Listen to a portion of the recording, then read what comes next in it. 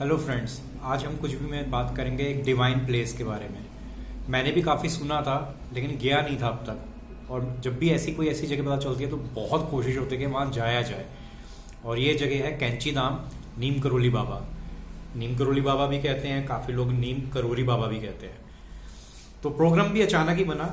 मेरे साड़ू साहब का फ़ोन आया कि हम लोग भीमताल जा रहे हैं। वो हर साल भीमताल एक प्रॉपर्टी में रुकने जाते हैं और उन्होंने भी कैंची धाम के बारे में सुना था। तो उन्होंने कहा कि यार इकट्ठे चलते हैं भीमताल और कैंची धाम भी चलते हैं। मैंने कहा ठीक है, ये तो अच्छी बात है, मेरा भी मन हो रहा था। तो वो जिस प्रॉपर्टी में भीमताल के अंदर रुकते हैं तो उन्होंने गाइड किया कि आप लोग ट्यूसडे और सैटरडे को वहाँ इतना रश होता है कि पार्किंग से ही लाइन लग जाती है। तो आप लोग ट्यूसडे और सैटरडे के अलावा हो और जितना हो सके मॉर्निंग टाइम में हो तो उतना अच्छा रहेगा। तो हम दिल्ली से तो अर्ली मॉर्निंग चले बाय कार ही। और उसके बाद हमने सोचा कि हम भीमताल ना जाके चेक इन ना करके सबसे पहले नीम करोली बाबा ही जाते हैं, कैंची धाम ही जाते हैं। तो हम वहाँ पे पहुँचे और हमें अच्छे से कार पार्किंग वहाँ मिल गई क्योंकि उस दिन उतना रश नहीं था और हम पहुँचे भी मॉर्निंग टाइम पे। और वहाँ से फिर हम नीम करोली बाबा की तरफ आए। तो एक पुलिया होती है, नीचे नदी बह रही है। आपको वहीं से जब आप अभी दूर से आपने देखा होता है, आपको कुछ अच्छा लगना महसूस होना शुरू हो जाता है। फिर जब आप पुलिया पार करके अंदर जाते हो तब वहाँ पे जाने के बाद आपको जैसे आप स्टेप इन होते हो आपको लगता है कि मैं कुछ डिवाइन सेंटर के अंदर स्टेप इन कर रहा हूँ। और वहाँ जाने के बाद फिर नीम करोली बाबा जी के दर्शन होते हैं। उन्होंने वहाँ पे हनुमान जी का बहुत बड़ा मंदिर बनाया है। मतलब देखा जाए तो उत्तराखंड के अंदर है नीम करोली बाबा, नैनीताल के पास। और देवभूमि माना जाता है। लेकिन नीम करोली बाबा, हनुमान जी को पूछते सब थे लेकिन नीम करोली बाबा जी जब से आए तो हनुमान जी का प्रचार और वहाँ बढ़ गया उत्तराखंड के अंदर। तो वहाँ हनुमान जी का बहुत बड़ा टेम्पल है, वैष्णो माता का भी टेम्पल है। फिर जब मैं नीम करोली बाबा जी के आगे मत्था टेक रहा था तो इतने में मेरा फ़ोन बजा। तो अब वो ऐसी जगह थी, हालांकि वो फ़ोन बहुत इंपॉर्टेंट था तो मैं ले नहीं पाया क्योंकि वो जगह ऐसी थी कि you are not suppose to take any calls. और जैसे मैं अभी बस मत्था टेक के उठा तो फिर पीछे से टैप किया। जिसने मेरे को टैप किया वही मेरे को फ़ोन कर रहा था। Here I am talking about Krishna. मैंने एक ऑरोविल की वीडियो डाली थी कि जिसमें एक लड़के ने who belongs to very rich merchant family but without taking any help, Krishna ने अपना ऑरोविल के अंदर खुद बहुत बड़ा और फेमस हॉस्टल अपना इस्टेब्लिश किया।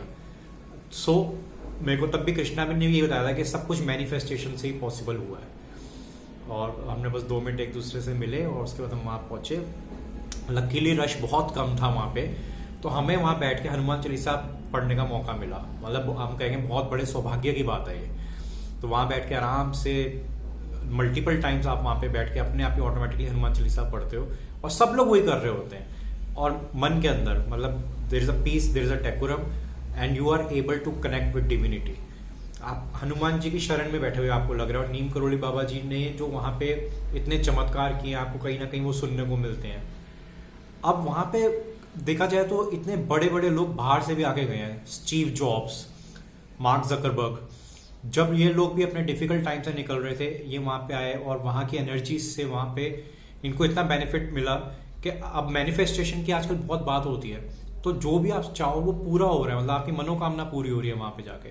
Now we know how big Apple and how big Facebook is. So वहाँ पे बहुत सारे भक्त इसलिए जाते हैं कि उनकी जो मैनिफेस्टेशन है वो पूरी हो सके, मनोकामना पूरी हो सके। कई केसेस ऐसे आए हैं जिसमें कोई बहुत ही बीमार है और मेडिकली कंडीशन इतनी अच्छी नहीं है और वो लोग इतने वेल ऑफ भी नहीं है। कई बार आपको बस चमत्कार ही चाहिए होता है। तो ऐसी कई कहानियां वहाँ पे जुड़ी हुई हैं।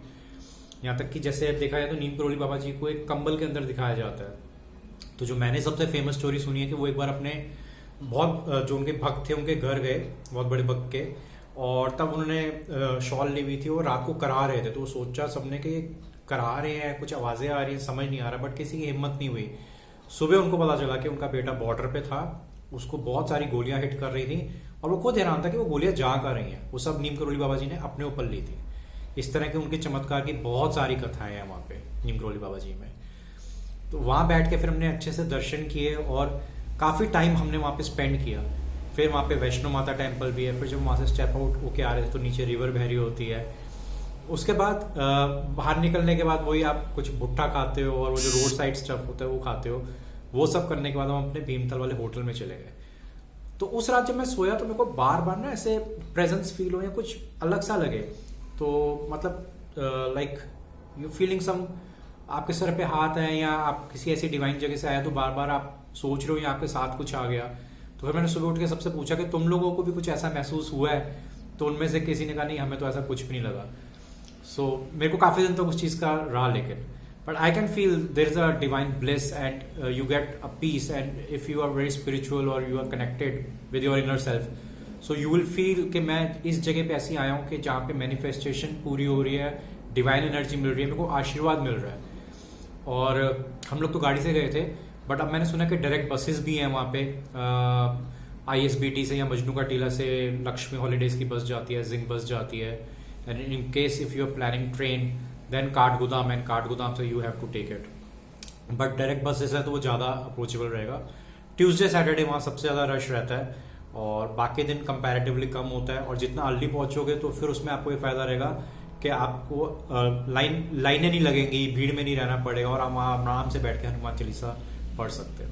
तो ये एक ऐसी जगह है जो हाईली सजेस्ट करूंगा कि आप लोग वहाँ पे जाओ और दर्शनों का सौभाग्य प्राप्त करो, और आपकी भी जो मनोकामनाएं हैं वो ज़रूर ज़रूर पूरी हो।